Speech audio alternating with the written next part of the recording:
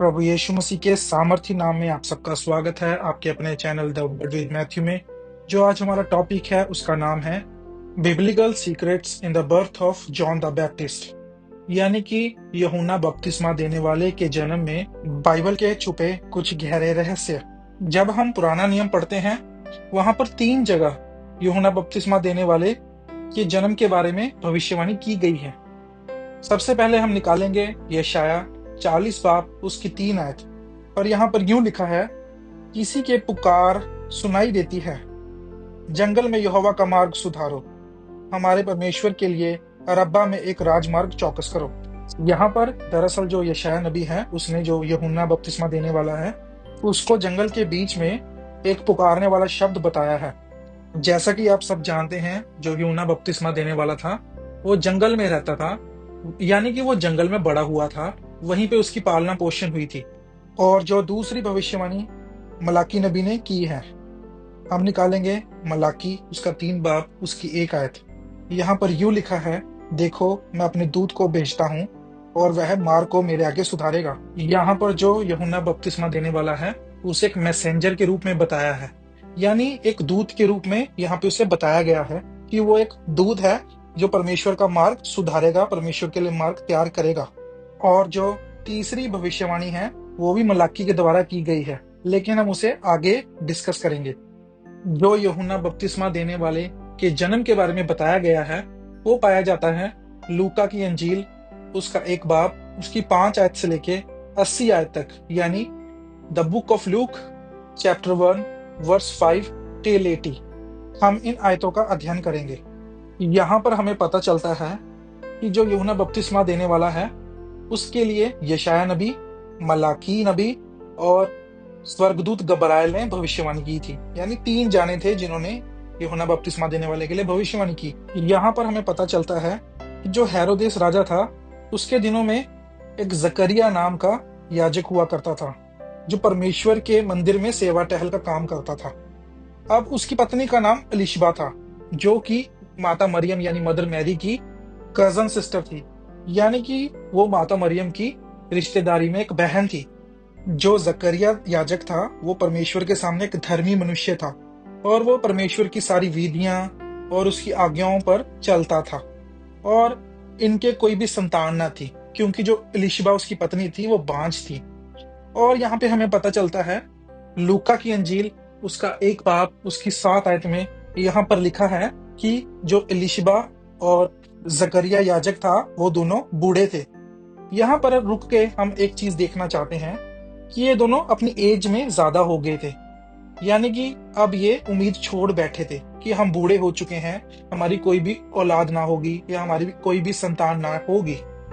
अब यहाँ पर हमें एक बात का पता चलता है कि जो अब्राहम और जो सारा थी वो भी अपने समय में बूढ़े थे, वो भी उम्मीद को छोड़ बैठे थे, वो भी परमेश्वर पे हंसते थे कि हमारी संतान सचमुच होगी या नहीं होगी। परमेश्वर ने पूछा भी था सारा से कि तू क्यों हंसती है। अब्राहम भी हंसा था जब परमेश्वर ने उसे बोला था कि तेरे एक संतान उत्पन्न होगी। वो हंसा था क्योंकि उसे ये लगा था मैं इतना बूढ़ा हो चुका हूं, अब मेरी संतान कैसे उत्पन्न होगी। लेकिन वो ये भूल चुका था कि परमेश्वर कुछ भी कर सकता है, वो हर एक चीज को संभव कर सकता है। इसी प्रकार जो इनकी स्टोरी है जकरिया और एलिशबा की, ये भी सिमिलर मैच करती है। ये भी बूढ़े थे, ये भी उम्मीद को छोड़ बैठे थे। तो एक दिन क्या होता है कि जो जकरिया था वो परमेश्वर के मंदिर में सेवा टहल करने को गया। उस समय प्रभु का एक स्वर्गदूत जिसका नाम गब्राएल है वो धूप की वेदी के दाहिने ओर खड़ा था। और जकरिया याजक ने जब उसे देखा वो घबरा गया, क्योंकि जो स्वर्गदूत होते हैं वो परमेश्वर से डायरेक्ट आते हैं, उसकी ग्रेस से डायरेक्ट आते हैं। और हम अक्सर एक स्वर्गदूत को देखकर डर जाते हैं क्योंकि हम उस ग्रेस को सहन नहीं कर सकते और हमने पहली बार एक स्वर्गदूत को देखा होता है। यहाँ पर जकरिया के साथ भी ऐसा ही हुआ, वो घबरा गया। लेकिन जो गब्राएल था उसने उसे बोला कि भयभीत ना हो, यानी डर मत। सो जो गब्राएल फरिश्ता था वो उसके लिए खुशखबरी लेके आया।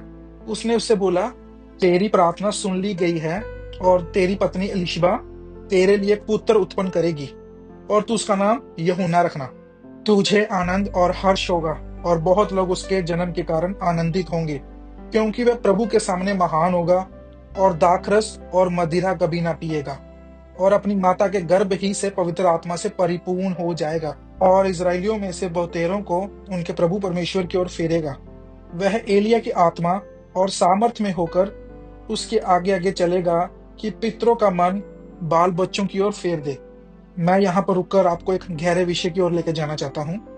जब हम फिर से इस आयत को पढ़ते हैं, लूका की अंजील उसका 1 बाब उसकी 17 आयत, यहाँ पर जो जब्राइल फरिश्ता था उसने एक बात बोली। उसने कहा जो यूहन्ना बपतिस्मा देने वाला है उसके पास एलिया का आत्मा और उसका सामर्थ होगा। ये तीसरी भविष्यवाणी थी जो मलाकी ने की थी। हम पढ़ते हैं मलाकी उसकी 4 बाब उसकी 5 आयत। देखो यहोवा के उस बड़े और भयानक दिन के आने से पहले मैं तुम्हारे पास एलिया नबी को भेजूंगा। अब यहाँ पर अंत के दिन की बात की गई है और परमेश्वर कहता है कि मैं एलिया नबी को भेजूंगा। कई लोग कहेंगे कि ये जो भविष्यवाणी है ये प्रकाशित वाक्य की है, यानी जब ट्रिबुलेशन आएगा उस समय की ये भविष्यवाणी है। हाँ, ये सच है, ये उस समय की भविष्यवाणी भी है, लेकिन ये यूहन्ना बपतिस्मा देने वाली की भी भविष्यवाणी है। कैसे? इसको प्रभु यीशु ने खुद कंफर्म किया है। और जब हम पढ़ते हैं मत्ती की इंजील उसका 11 बाब उसकी 14 और 15 आयत, यहाँ पर लिखा है, और चाहो तो मानो कि एलिया जो आने वाला था वह यही है, जिसके सुनने के कान हो वह सुन ले। यहाँ पर अगर आप ध्यान से ऊपर से लेके नीचे तक पढ़ोगे, यहाँ पर यूहन्ना की बात की गई है। प्रभु यीशु ने कहा कि वो एलिया नबी जो आने वाला था वो यही है। अब यहाँ पर मैं रुक के आपको एक बात बताना चाहता हूँ कि जो प्रभु यीशु मसीह का समय है वो अंत को दर्शाता है। यानी जब प्रभु यीशु मसीह पैदा हुआ तो वो वहां से अंत शुरू हो चुका था। इसी कारण लिखा है मलाकी 4 बाब उसकी 5 आयत, देखो यहोवा के उस बड़े और भयानक दिन के आने से पहले मैं तुम्हारे पास एलिया नबी को भेजूंगा। यही सेम भविष्यवाणी प्रकाशित वाक्य के लिए भी है। अब हम फिर से पढ़ते हैं लूका की अंजील उसका 1 बाब उसकी 17 आयत। यहाँ पर जो जब्राइल फरिश्ता था उसने कहा था कि वह एलिया की आत्मा और सामर्थ में होकर उसके आगे आगे चलेगा। यानी कि अभी जो एलिया नबी की आत्मा है, यानी उसका नेचर है, वो यूहन्ना बपतिस्मा देने वाले के अंदर था। और सेम पावर जैसे एलिया नबी एक भविष्यवाणी करता था, उसी प्रकार जो यूहन्ना बपतिस्मा देने वाला था वो भी भविष्यवाणी करता था। वो भी एक भविष्यवक्ता था, वो भी एक मार्ग तैयार कर रहा था, प्रभु यीशु की एक भविष्यवाणी कर रहा था। वो भी बता रहा था कि मन फिराओ, स्वर्ग का राज्य निकट है। अब इन दोनों में हम कई और सिमिलैरिटीज भी देखेंगे। जो एलिया नबी था वो राजाओं के आगे बिना डरे खड़े हो जाता था। इसी प्रकार जो यूहन्ना बपतिस्मा देने वाला था वो भी किसी से नहीं डरता था। वो भी राजा हेरोदेस के आगे निडर होके खड़ा होता था और उस पर इल्जाम लगाता था, जिस प्रकार एलिया अहाब राजा पे इल्जाम लगाता था। इन दोनों में ये सिमिलैरिटीज हैं क्योंकि इन दोनों की आत्मा एक है, सामर्थ एक है। इसी प्रकार ये एक ही सामर्थ से काम करते हैं। सो यहाँ पर 3 भविष्यवाणी की गई थी जो मैंने आपको वीडियो के शुरू में बताया था। एक यशायाह ने की थी और 2 मलाकी ने की थी इसकी भविष्यवाणी, जो कि यीशु मसीह ने खुद कंफर्म की है। मत्ती उसका 11 बाब उसकी 10 आयत, मत्ती 11 बाब उसकी 14 आयत। जब हम इसका आगे अध्ययन करते हैं, वहां पर जो जकरिया था उसने जब्राइल फरिश्ते से कहा, मैं और मेरी पत्नी दोनों बूढ़े हैं, सो हमारे बच्चा कैसे उत्पन्न होगा। यहाँ पर उसने प्रभु को क्वेश्चन किया, यानी उसने विश्वास नहीं किया। एक खादिम होकर, एक याजक होकर उसने परमेश्वर पे विश्वास नहीं किया। तो इसी प्रकार आजकल की कलीसिया है जो सब कुछ जानकर भी विश्वास नहीं करते। इसी प्रकार कई परमेश्वर के दास हैं जो विश्वास से भटक रहे हैं, वो किसी और चीज का ही पीछा कर रहे हैं, यानी कि वो अपने विश्वास से भटक चुके हैं। जब हम 20 आयत को पढ़ते हैं, जो जब्राइल फरिश्ता था उसने जकरिया को एक बात बोली। उसने कहा, देख जिस दिन तक ये बातें पूरी ना हो लें उस दिन तक तू मौन रहेगा और बोल ना सकेगा, इसलिए कि तूने मेरी बातों की जो अपने समय पर पूरी होंगी प्रतीति ना की। यानी कि जो जकरिया था उसने विश्वास नहीं किया। अब यहाँ पर वो मौन हो चुका था, अब वो बोल नहीं सकता था, परमेश्वर ने उसकी आवाज छीन ली। इसके पीछे एक भेद है।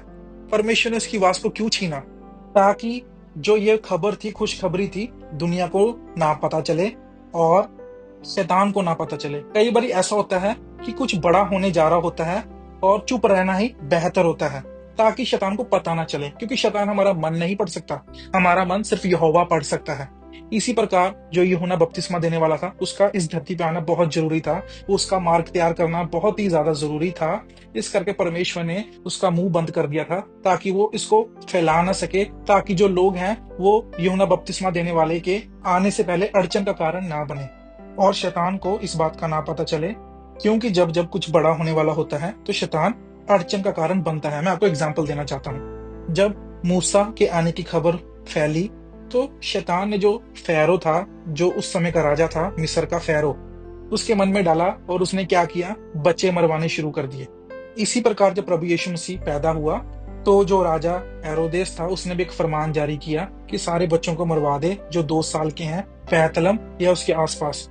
शैतान ने पूरी कोशिश की इन्हें मरवाने की। इसी प्रकार अगर उसे यूहन्ना के बारे में भी पता चलता तो शायद वो ये कोशिश करता कि यूहन्ना को भी मरवा दे।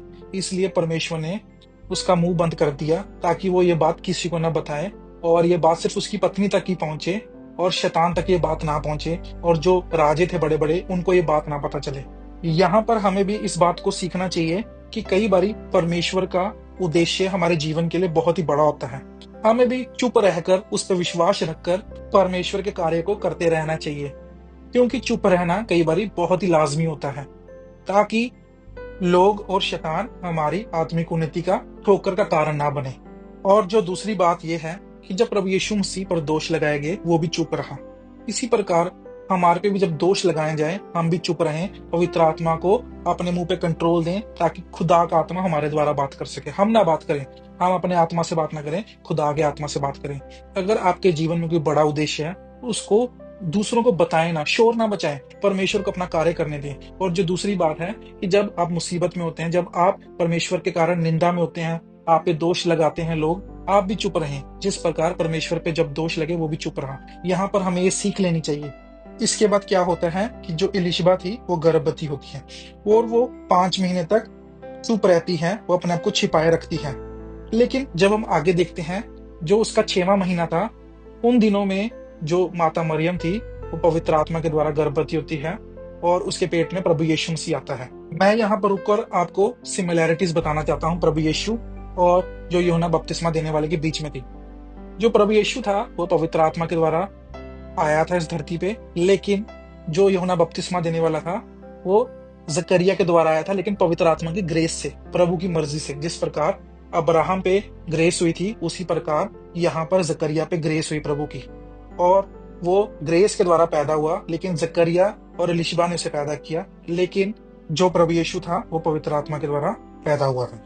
जो यूहन्ना बपतिस्मा देने वाला था उसका जन्म दरअसल ईन करेम एक जगह है, पहाड़ी जगह है इजराइल में, वहां पर यह पैदा हुआ था। ईन करेम जो कि जेरूशलम और बैतलहम के पास है ये जगह। और जो माता मरियम वो नाजरत में रहती थी। इस प्रकार जो ईन करेम और नाजरत था ये दूर थे एक दूसरे से, लगभग 150 किलोमीटर दूर थे। लेकिन जेरूशलम और बैतलहम 10 किलोमीटर के आसपास ये ईन करीम से दूर थे, यानी कि नजदीक थे। सो माता मरियम जब गर्भवती होती है वो अपनी बहन से मिलने यानी इलिशबा से मिलने 150 किलोमीटर दूर ईन करेम जाती है। जैसे ही माता मरियम इलिशबा को नमस्कार या ग्रीटिंग्स करती है, जो इलिशबा थी वो पवित्र आत्मा से भर जाती है। अब ऐसा क्यों होता है? जो माता मरियम है उसके पेट में परमेश्वर था, प्रभु यीशु था, वो स्वयं पवित्र आत्मा के द्वारा आया था, यानी कि माता मरियम भी पवित्र आत्मा से परिपूर्ण थी। अगर वो एक शब्द भी निकालती है उसके शब्दों में भी सामर्थ्य है। इस प्रकार जब उसने शब्द बोले, नमस्कार किया, ग्रीटिंग की एलिशबा को, एलिशबा भी पवित्र आत्मा से परिपूर्ण होगी। दरअसल वो पहले पवित्र आत्मा से परिपूर्ण नहीं हुई। सबसे पहले जो परिपूर्ण हुआ वो यूहन्ना बपतिस्मा देने वाला था, जो कि उसके गर्भ में था और 6 महीने का था। उसके बाद उसकी माता एलिशबा पवित्र आत्मा से परिपूर्ण हुई। ऐसा क्यों? जब हम पढ़ते हैं लूका की इंजील 1 बाब उसकी 15 आयत, यहाँ पर जो जबराइल फरिश्ता था उसने पहले ही बता दिया था कि वह अपनी माता के गर्भ ही से पवित्र आत्मा से परिपूर्ण हो जाएगा। यानी कि यीशु से मिलते ही जब दोनों गर्भ में थे वो पवित्र आत्मा से परिपूर्ण हो गए थे। यहाँ पे हमें एक बात और पता चलती है, जो यूहन्ना बपतिस्मा देने वाला था वो यीशु मसीह से 6 महीने बड़ा था और वो उसका कजन भाई था। जैसे कि माता मरियम और एलिशबा आपस में कजन्स थी, वो बहनें थी, इसी प्रकार जो यूहन्ना और जो यीशु था वो आपस में भाई थे, वो कजन थे आपस में। और जो यूहन्ना था वो 6 महीने यीशु से बड़ा था। इसके बाद 3 महीने के बाद जो माता मरियम थी वो वापिस नाजरत को चले जाती है। जब हम 57 आयत को पढ़ते हैं वहां पर यूहन्ना बपतिस्मा देने वाले का जन्म हुआ। उसके बाद उसका नामकरण करना था और सबने सजेस्ट किया कि उसका नाम जकरिया रखना चाहिए। लेकिन जो एलिशबा थी उसको पहले ही पता था कि जो उसके हस्बैंड है यानी जकरिया था, वो उसका नाम यूहन्ना रखना चाहता था। जैसे ही उसका नामकरण वो कर रहे थे, जब हम 63 एंड 64th आयत को पढ़ते हैं, वहां पर जो जकरिया था वो एक पट्टी पर यानी कि एक लेटर पर नाम लिख रहा था यूहन्ना का। जैसे उसने नाम लिखा तो उसका मुंह खुल गया और उसका नाम यूहन्ना रखा गया। लेकिन जब हम 65 आयत को पढ़ते हैं, जैसे ही जकरिया का जो मुंह था वो खुला, वो परमेश्वर का धन्यवाद करने लगा। तो उसके आगे जब हम पढ़ते हैं, वहां पे लिखा है, लोगों में एक भय छा गया और जो इसकी चर्चा थी, जो इसकी बातें थी, वो पूरे यहूदा में फैल गई। यानी जो यहूदा नगर था इजराइल में, वहां फैल गई। जैसे मैंने पहले जिक्र किया था कि परमेश्वर ने उसका मुंह इसलिए बंद किया था ताकि ये बात दबी रहे, लोगों में ना फैले, लोगों को ना पता चले, और जो यूहन्ना बपतिस्मा देने वाला है उसके जन्म में कोई अड़चन का कारण ना बने। लेकिन जैसे ही लोगों ने देखा एक बड़ा चमत्कार हुआ, उसका मुंह खुल गया, अब ये जो बात थी सारी यहूदा में फैल गई और इसका एक बड़ा नाम हुआ। आगे जो जकरिया था वो भविष्यवाणी करने लग गया क्योंकि वो पवित्र आत्मा से परिपूर्ण हो गया जैसे उसका मुंह खुला। और 76 आयत में वहां पे लिखा है, उसने एक भविष्यवाणी की, और तू हे बालक परम प्रधान का भविष्य दक्ता कहलाए। यानी कि जो यूहन्ना बपतिस्मा देने वाला था, उसके 3 टाइटल हैं। सबसे पहले हम देख सकते हैं कि वो एक जंगल के बीच में पुकारने वाले का शब्द था। दूसरा टाइटल हम देख सकते हैं कि वो एक दूत है यानी मैसेंजर ऑफ गॉड। और जो तीसरा टाइटल है वो एक भविष्यद्वक्ता का दिया गया है, यानी कि वो एक परम प्रधान का भविष्यद्वक्ता कहलाएगा, प्रॉफिट ऑफ गॉड। फिर हम जब 80th आयत को पढ़ते हैं, वहां पे लिखा है, वह बालक बढ़ता और आत्मा में बलवंत होता गया और इजराइल पर प्रकट होने के दिन तक जंगलों में रहा। यानी कि जब तक उसकी सेवकाई, उसकी बुलाहट नहीं आई, वो जंगलों में रहा, चुप रहा, शांत रहा। जैसे कि मैंने आपको पहले बताया है, जब तक आपकी बुलाहट ना आए, आप भी चुप रहें, शांत रहें, आप भी पढ़ते जाएं, अपनी तैयारी करते जाएं, क्योंकि परमेश्वर का नहीं पता वो कब आपको बोले कि अब सेवकाई शुरू कर। सो आपको तैयार रहना चाहिए, जिस प्रकार यूहन्ना बपतिस्मा देने वाला जंगलों में अपनी तैयारी कर रहा था, अपने आप को तैयार कर रहा था। इसकी चर्चा हम आगे जाके नेक्स्ट वीडियोस में करेंगे, नेक्स्ट पार्ट्स में करेंगे। उसकी मिनिस्ट्री के बारे में जानेंगे, बपतिस्मा जब वो देता था उसके बारे में जानेंगे, जब वो राजा हेरोदेस के सामने गया, उसने उसको ललकारा, उसके बारे में जानेंगे, और जब वो मारा गया, हम उसके बारे में भी जानेंगे। ये सब हम नेक्स्ट जो पार्ट्स आने वाले हैं उनमें जानेंगे। सो आज की वीडियो मैं यहीं पर समाप्त करूंगा। मैं आशा करता हूं आज आपको जरूर इस वीडियो के माध्यम से कुछ समझ आया होगा या आपने कुछ सीखा होगा। मेरे साथ इसी प्रकार बने रहें आने वाली वीडियोस में। तब तक के लिए आप इस वीडियो को लाइक करें, कमेंट करें, शेयर करें और इस चैनल को जरूर सब्सक्राइब करें। मैं आपको फिर एक नई वीडियो के साथ मिलूंगा। God bless you all.